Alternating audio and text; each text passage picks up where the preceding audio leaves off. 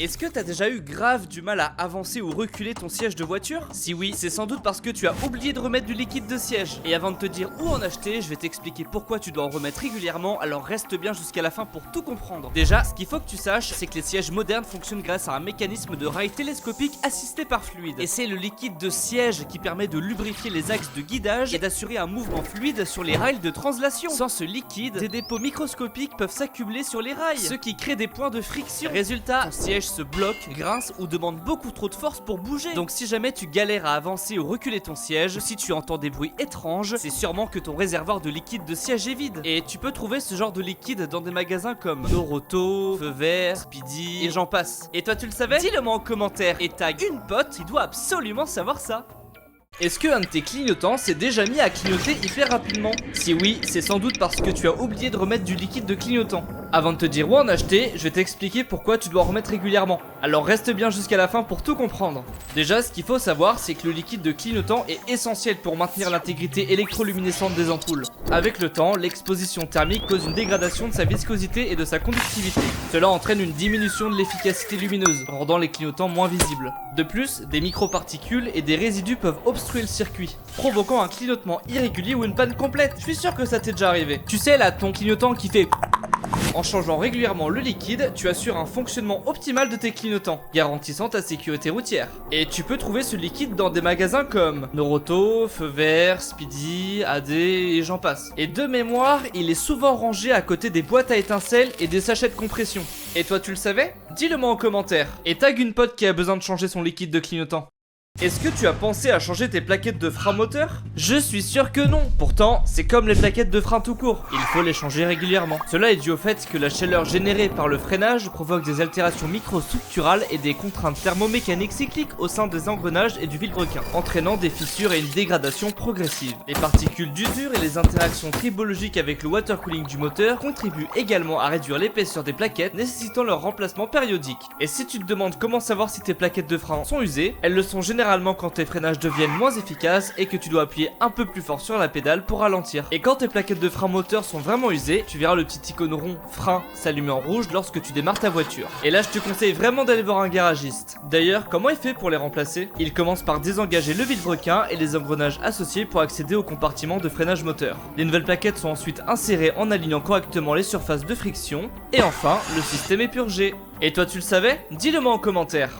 Est-ce que t'as déjà eu grave du mal à ouvrir ton coffre de voiture? Si oui, c'est sans doute parce que tu as oublié de remettre du liquide de coffre. Et avant de te dire où en acheter, je vais t'expliquer pourquoi tu dois en remettre régulièrement, alors reste bien jusqu'à la fin pour tout comprendre. Déjà, ce qu'il faut que tu saches, c'est que les coffres modernes fonctionnent avec un système de pistons hydrodynamiques assistés. Ces pistons, pour fonctionner correctement, dépendent d'un liquide spécifique qu'on appelle le liquide de coffre. Ce liquide permet de lubrifier les cylindres de levage et de maintenir une pression optimale dans les chambres de compression du piston. Et quand le niveau est trop bas, les pistons perdent leur efficacité. Et là, c'est quasi impossible d'ouvrir le coffre. Ah et d'ailleurs j'ai plein d'autres liquides à te présenter, alors n'oublie pas de t'abonner pour ne louper aucune vidéo. Tu dois aussi savoir que ce liquide contient des polymères anti-friction qui protègent les joints de compression et préviennent l'usure des axes de pivotement. Donc si ton coffre grince, reste bloqué ou s'ouvre à moitié, c'est probablement que ton réservoir de liquide de coffre est vide. Et tu peux trouver ce genre de liquide dans des magasins comme Noroto, Feu Vert, Speedy et j'en passe. Et toi tu le savais? Dis-le moi en commentaire et tag une pote qui doit absolument savoir ça. Est-ce que t'as déjà eu un phare qui s'est mis à ne plus fonctionner correctement? Si oui, c'est sans doute parce que tu as oublié de remettre du liquide de phare. Et avant de te dire où en acheter, je vais t'expliquer pourquoi tu dois en remettre régulièrement, alors reste bien jusqu'à la fin pour tout comprendre. Déjà, ce qu'il faut que tu saches, c'est que les phares modernes fonctionnent grâce à un système complexe de diffraction lumineuse assistée. En gros, l'ampoule n'est qu'une partie du processus, et c'est le liquide de phare qui joue un rôle clé pour amplifier et orienter la lumière avec précision. Ce liquide est chargé de nanocristaux luminescents, des petites particules qui réagissent à la chaleur de l'ampoule pour diffuser une lumière claire et parfaitement uniforme. Mais sans ce liquide, tout se dérègle, la lumière devient faible, mal répartie et parfois elle vacille car il n'y a plus de stabilisation optique. Donc si ton phare commence à faiblir, clignoter ou même projeter une lumière jaunâtre, c'est probablement parce que ton réservoir de liquide de phare est vide. Et tu peux trouver ce genre de liquide dans des magasins comme Noroto, Feu Vert, AD et j'en passe. Et toi tu le savais? Dis-le moi en commentaire et tag une pote qui doit absolument savoir ça.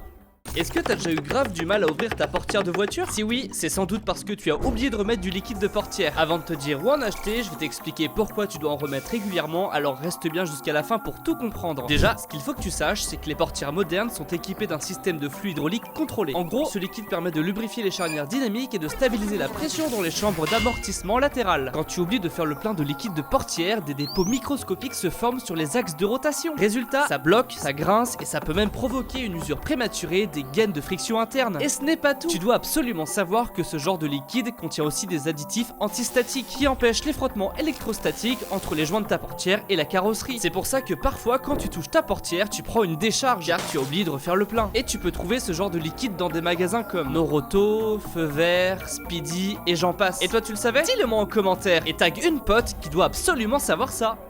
Est-ce que ton véhicule s'est déjà mis à dévier lorsque tu freinais? Si oui, tu devrais sûrement vérifier tes galipeurs. Et avant de te montrer comment les vérifier et les entretenir, je vais t'expliquer pourquoi c'est essentiel, alors reste bien jusqu'à la fin pour tout comprendre. Mais avant ça, n'oublie pas de t'abonner car ça m'aide énormément et en plus c'est gratuit. Les galipeurs sont des composants essentiels du système de freinage de ton véhicule. Ils abritent les plaquettes de frein et sont responsables de leur application sur les disques pour ralentir ou arrêter ton véhicule. Cependant, au fil du temps et avec l'utilisation, les galipeurs peuvent subir des processus de contamination particulière, de corrosion galvanique ou dans le pire des scénarios, de grippage mécanique, ce qui perturbe l'application isotrope des plaquettes de frein sur les disques. Cette usure ou ce dysfonctionnement peut engendrer une déviation vectorielle de la trajectoire lors du freinage, diminuant ainsi drastiquement la sécurité et l'efficacité du système de freinage. Et c'est là que les mésaventures hilarantes sur la route commencent. Alors, comment faire? Première étape, localise les galipéteurs derrière chaque roue de ton véhicule. Seconde étape, inspecte-les visuellement pour détecter toute trace de corrosion,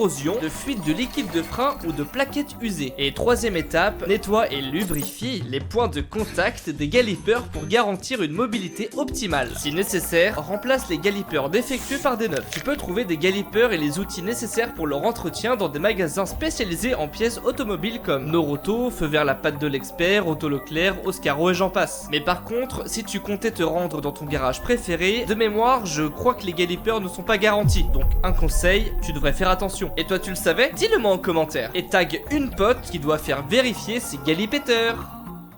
Est-ce qu'un de tes écrans de voiture s'est déjà mis à ne plus fonctionner correctement? Si oui, c'est sans doute parce que tu as oublié de vidanger tes cristaux liquides. Et avant de te dire comment procéder, je vais t'expliquer pourquoi tu dois les vidanger régulièrement, alors reste bien jusqu'à la fin pour tout comprendre. Les écrans à cristaux liquides, ou LCD, dépendent de l'alignement précis des molécules de cristaux liquides pour moduler la lumière et afficher des images nettes. Enfermés entre deux couches de verre conducteur, ces cristaux ajustent leur orientation sous l'effet des variations de champ électrique. Cette modulation moléculaire contrôle la polarisation lumineuse, formant ainsi les images. Et sans cette technologie, les écrans des tableaux de bord modernes manqueraient de clarté et de réactivité. Malheureusement, avec le temps, les vibrations constantes et les fluctuations thermiques perturbent la structure des cristaux liquides, diminuant leur efficacité électro-optique. De plus, les microparticules et les dépôts altèrent la fluidité et la viscosité des cristaux, réduisant leur capacité à aligner correctement les molécules. Alors, comment faire? Première étape, il faut que tu localises le réservoir de cristaux liquides. Il est généralement situé derrière l'écran principal du tableau de bord. Deuxième étape, prends une seringue de précision et extrais l'ancien liquide. Et attention, ce liquide n'est pas comestible, ne le buvez pas. Et troisième et dernière étape, injecte le nouveau liquide du cristaux avec un mélange de diphénylméthane et de cyanobiphényle pour garantir une performance optimale. Et si jamais tu cherches ces produits, tu peux les trouver dans des magasins spécialisés comme Noroto, Feu Vert la Patte de l'expert, Auto Leclerc et Conrad. Et de mémoire, il est souvent rangé à côté des liquides de clignotants et des plaquettes de frein moteur. Et toi tu le savais? Dis-le moi en commentaire et tag une pote qui doit vidanger ses cristaux liquides.